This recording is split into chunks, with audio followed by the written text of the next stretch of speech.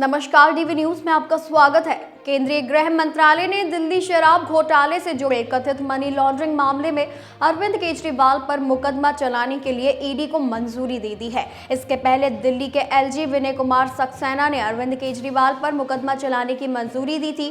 पिछले साल नवंबर में सुप्रीम कोर्ट ने अपने आदेश में कहा था कि ईडी को सरकारी कर्मचारियों पर मुकदमा चलाने से पहले अनुमति लेनी होगी। अरविंद केजरीवाल ने दिल्ली हाई कोर्ट में याचिका दायर कर कहा था कि उनके और अन्य के खिलाफ ईडी की चार्जशीट अवैध है, क्योंकि अभियोजन शिकायत दर्ज करने से पहले अधिकारियों से पूर्व अनुमति नहीं ली गई थी। दिसंबर 2024 में ईडी ने एलजी को एक पत्र लिखा था। इसमें कहा गया था कि मंजूरी दी जानी चाहिए, क्योंकि शराब घोटाला मामले में केजरीवाल किंग पिन और प्रमुख साजिश करता है।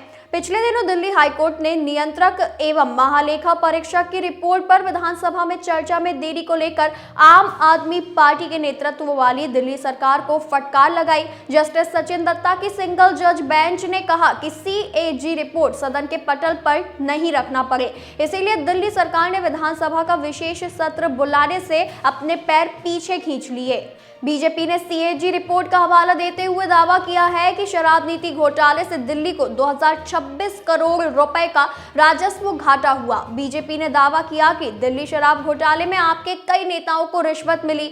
दिल्ली हाईकोर्ट ने आप सरकार को फटकार लगाते हुए कहा कि सीएजी रिपोर्ट पर जिस तरह से आपने अपने कदम पीछे खींचे हैं, उससे आपकी ईमानदारी पर संदेह पैदा होता है। हाईकोर्ट ने आगे जोर देते हुए कहा कि रिपोर्ट तुरंत स्पीकर को भेजी जानी चाहिए थी और इस पर सदन में चर्चा शुरू करनी चाहिए थी। 17 नवंबर 2021 को दिल्ली की केजरीवाल सरकार ने एक्साइज पॉलिसी 2021-22 को लागू किया।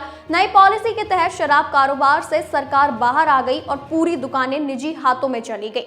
दिल्ली सरकार का दावा था कि नई शराब नीति से माफिया राज खत्म होगा और सरकार के रेवेन्यू में बढ़ोतरी होगी। हालांकि ये नीति शुरू से ही विवादों में रही और जब बवाल ज्यादा बढ़ गया तो 28 जुलाई 2022 को सरकार ने इसे रद्द कर दिया। कथित शराब घोटाले का खुलासा 8 जुलाई 2022 को दिल्ली के तत्कालीन मुख्य सचिव नरेश कुमार की रिपोर्ट से हुआ था। इस रिपोर्ट में उन्होंने मनीष सिसोदिया समेत आम आदमी पार्टी के कई बड़े नेताओं पर गंभीर आरोप लगाए थे।